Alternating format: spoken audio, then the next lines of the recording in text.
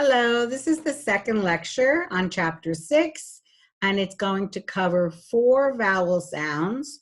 There are 4 symbols, but 2 sounds, and we'll explain that shortly. And then the 4 diphthongs. So let's get to your IPA list, the keyword list.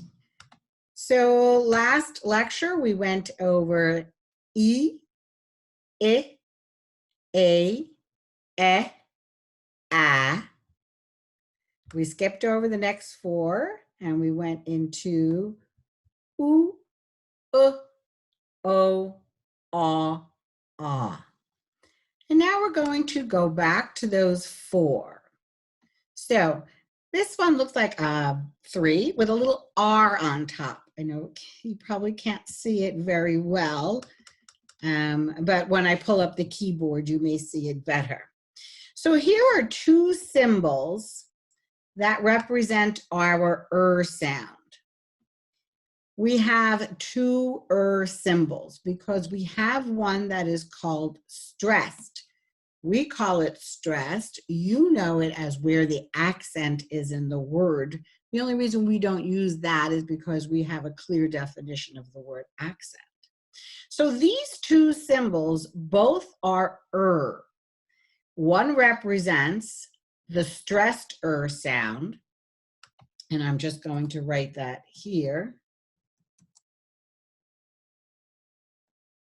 And one represents the unstressed symbol. And it's important to know that because when is at the end of a word, it's never stressed.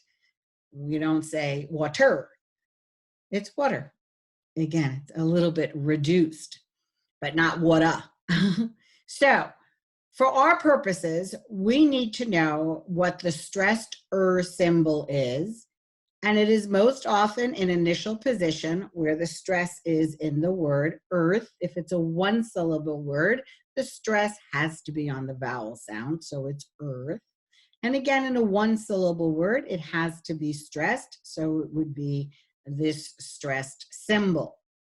And then in final position, it is almost this upside down backward E with the little R. And for our purposes, we never stress the ends of the words like wetter, sweater, water, sweater, doctor, dollar, all the sounds, no matter which spelling it is.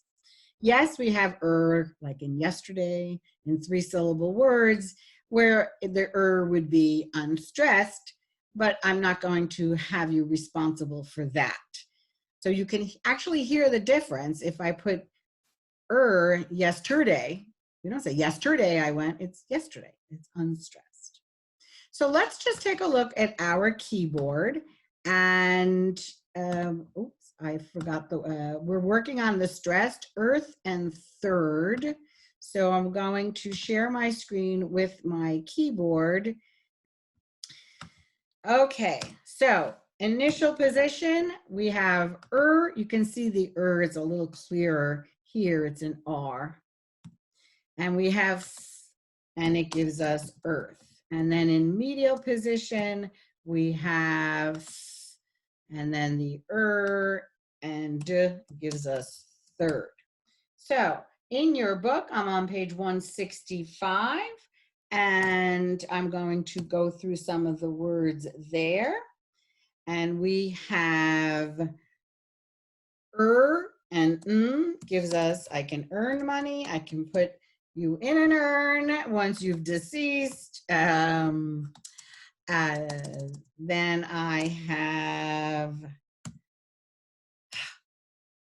heard, and I can have, I heard herd of elephants, okay? They're both pronounced the same way. And we have some other words like, so we have and then j with my j, and I get urge. And another word from your book. Some of you have a hard time sitting in your seat, so use worm. And we're going to continue for another word. Let's see, this one's fun.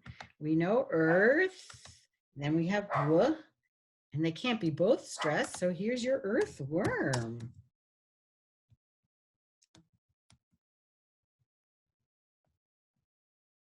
And then in medial, let's have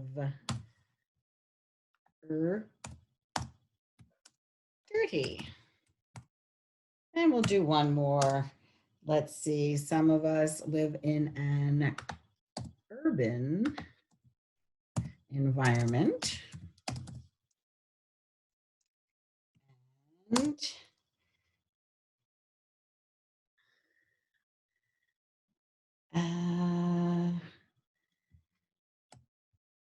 you don't know what it is, at least you can sound it out. B, l, and that's a type of fabric used to, for coffee, beans. Okay, so we're going to now go to the unstressed. So remember that this symbol is, this symbol is the stressed symbol, and you need to know that. And then the following one that we're going to cover now is the unstressed symbol. And that is on page 167. So on 167, you're not going to find the unstressed in initial position because, as we said, usually words, when they begin with the sound, that's where the stress is in the word. So on page 167, we're basically going to see some three-syllable words in, but I'm going to write your keyword list here: water, and then a few other words from your textbook. So we have inner. And I'm just going to keep writing it next to it. Then we have